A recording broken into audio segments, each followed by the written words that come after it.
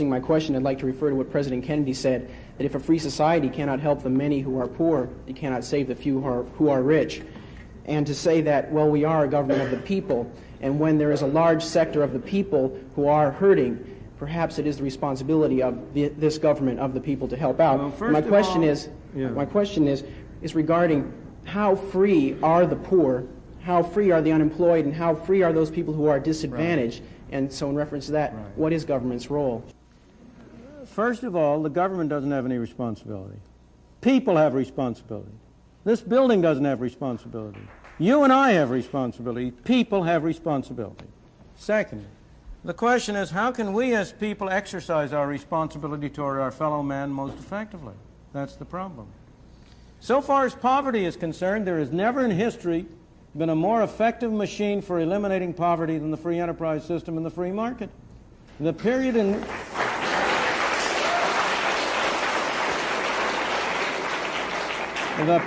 which you had the greatest improvement in the lot of the ordinary man was the period of the 19th and early 20th century. Those of us in this room are the heirs of that.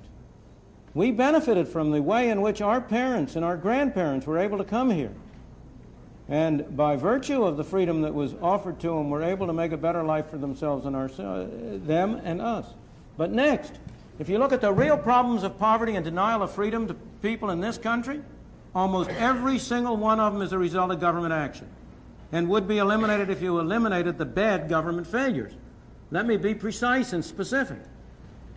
We have constructed a governmental welfare scheme which has been a machine for producing poor people.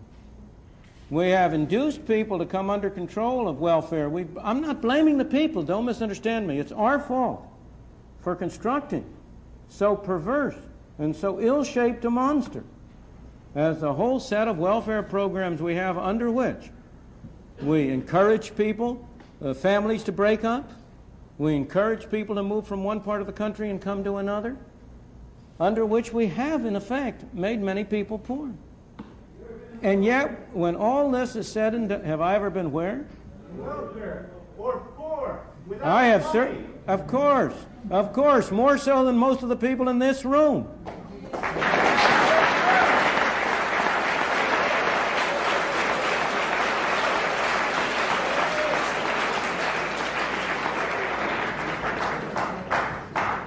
How many of you have worked a 12-hour day and gotten paid 78 cents? But let me go back to but you know, that's all irrelevant.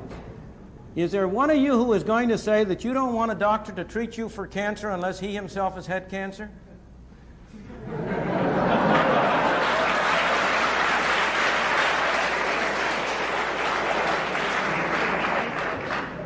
I could go down the line. But when all is said and done, while there are people in this country who are worse off than other people, by and large, even the poorest people in this country are relatively well off compared to the conditions in many other countries in the world.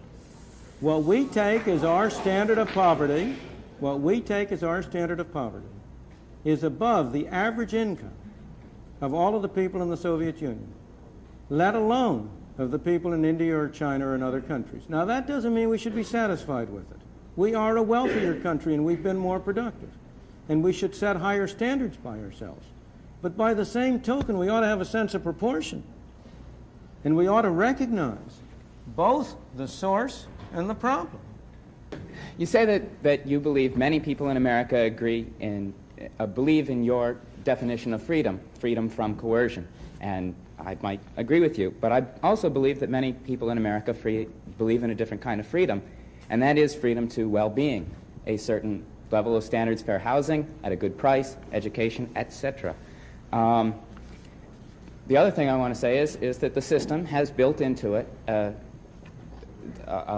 poor remain poor and the rich remain rich, and that is an externality of the system. It is not built into the system at all. It has never been true. It's simply a false. If you look at the evidence, there is an enormous amount of mobility from one class to the other. It is not immediately easy to become in the wealthy class. There are certain parts of the system which make that virtually impossible for the real person. Now, I believe that this freedom, too, represents the belief in equality as opposed to liberty. And I wonder, is it possible to build a system based on this equality, which I believe that many people agree in, and would not be willing to sacrifice to the liberty of freedom from? Well, I'm not going to be able to give a full answer to your question because you've asked a very, very complex question, and so you're going to have to pardon me if I am a little dogmatic.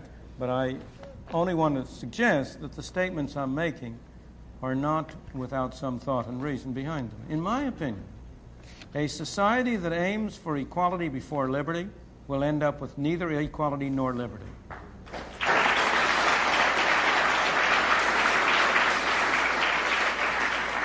And a society that aims first for liberty will not end up with equality, but it will end up with a closer approach to equality than any other kind of system that has ever been developed. Now, that conclusion is based both on evidence from history, across history, and also, I believe, on reasoning which, if you try to follow through the implications of aiming first at equality, will become clear to you. You can only aim at equality by giving some people the right to take things from others.